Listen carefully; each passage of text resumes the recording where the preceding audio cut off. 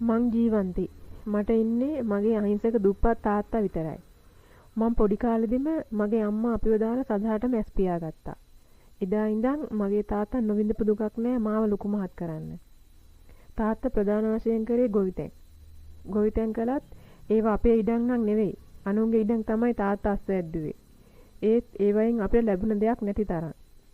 ගොවිතැන් නොකරන දවස්වලට එයා තැන් තැන්වල කුලී වැඩ කළා. එහෙම දුක් විඳලා තමයි එයා මට ඉගෙනුවේ. මං සාමාන්‍ය පෙළ ගන්න කාලෙදී තමයි මගේ තාත්තා හිටපු ගමන් හොඳටම අසනීප වෙන්නේ. ඊට පස්සේ තමයි අපි දැනගන්නේ තාත්තට වකුගඩු රෝගයක් කියලා. ඒ වෙනකොටත් ඒක සෑහෙන උත්සන්න වෙලායි තිබුණේ. ડોක්ටර්ලා කිව්වේ වකුගඩුවක් බද්ධ නොකර තාත්තව ගොඩ ගන්න බෑ කියලයි. වකුගඩුවක් බද්ධ කරන්න තියා අපි එදා වේල කෑවෙත් හරිම අමාරුවෙන්. තාත්තගේ අසනීප නිසා එයාට තවත් වැඩ කරන්න බැරි වුණා. ඒ නිසා මං විභාගේ පැත්තකට දාලා ටවුන් එකේ තිබුණ රෙදි කඩේක වැඩට ගියා. ඒකෙත් මහ ලොකු පඩියක් ලැබුණේ නෑ. ඒත් හම්බෙන දෙයින් කාලා බීලා ජීවත් වුණා. තාත්තා ආණ්ඩුවේ ඉස්පිරිතාලෙන් තමයි බෙහෙත් ගත්තේ. ඒකේ තියෙන සායන වලට ගිහින් එන තාත්තා හැමදාම ඇඬු කඳුලින්මයි දවස ගෙව්වේ. වකුගඩුවක් බද්ධ කරන්න සෑහෙන මුදලක් ඕන වුණා. මං කරන පොඩි රස්සාවෙන් කවදාවත් මේක කරන්න බැරි බව මං වගේම තාත්තත් දැනගෙන හිටියා. ඒ නිසා එයා තනියෙන් විඳෙව්වා මිසක් මට ඒ ගැන කිව්වේ නෑ. දවසක් මං වැඩට යනකොට මගේ පරණ යාළුවෙක් හම්බුණා. එයා අපේ ගමේම කෙනෙක්. ඒත් එයා තෝරගෙන තිබුණු රස්සාවත් එක්ක එයා ගමේම කොන් කරලායි තිබුණේ. ඒත් එයාගේ අතේ හොඳට සල්ලි තිබුණා. එදා මං එයා එක කතා කරන්න හැදුවත් මට කතා කරන්න බැරි වුණා. මං ළඟට යනකොටම එතෙන්ට ආපු වෑන් එකක නැගලා මටත් අත වනාගෙනම එයා යන්න ගියා. එයාගේ හිටපු තත්ත්වෙත් එක්ක මට හිතුණා මට එයාගෙන් ණයට සල්ලි ඉල්ල ගන්න පුළුවන් වෙයි කියලා. කොහොම හරි දවස් ගාණක් බලන් ඉඳලා අවසානයේට මට එයාව හම්බ වෙන්න පුළුවන් වුණා. එයා කිව්වා එයාට නම් දැන් ගොඩක් සරුයි කියලා. මං තාත්තා ගැන හැමදේම කියලා එයාගෙන් සල්ලි ටිකක් ණයට ඉල්ලුවා. ඒත් එයා කිව්වා දැන් එයා ගාව සල්ලි නෑ. එයා ගියක් හැදුවා සල්ලි ටික ඔක්කොම ඒ ගෙදරට වියදම් වුණා කියලා. එහෙම කියලා එයා මන් දිහා හොඳට බැලුවා. ඊට පස්සේ එයා කිව්වා උඹ කැමති නම් මට පුළුවන් උඹට ඒ සල්ලි ටික හොයාගන්න උදව් කරන්න කියලා. උඹට තියෙන්නේ ඒකටම ගැලපෙන ලස්සන ඇඟක් කියලාත් එයා කිව්වා.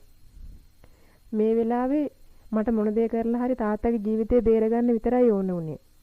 ඒ හින්දා මං කිව්වා මං ඕනම දෙයකට කැමතියි කියලා. එදා හවස ඒකි මට කතා කරලා කිව්වා උඹ කැමති නම් හෙට වුණත් මේ වැඩේ කරගන්න පුළුවන් කියලා. මං ඒකිට පොරොන්දු වුණා මං පහවදාම එනවා කියලා. පොරොන්දු වුණා වගේම මං පහවදා ගිහින් ඒකිව හම්බුණා. ඒකි මාව සැලුන් එකකට එක්කන් ගිහිල්ලා හොඳට හැඩ කරලා එහෙම මාව ගිහින් බාර දුන්නේ අපේ තාත්තගේම වයසේ වගේ ඉන්න හොඳ සල්ලිකාර මිනිහෙක්ට.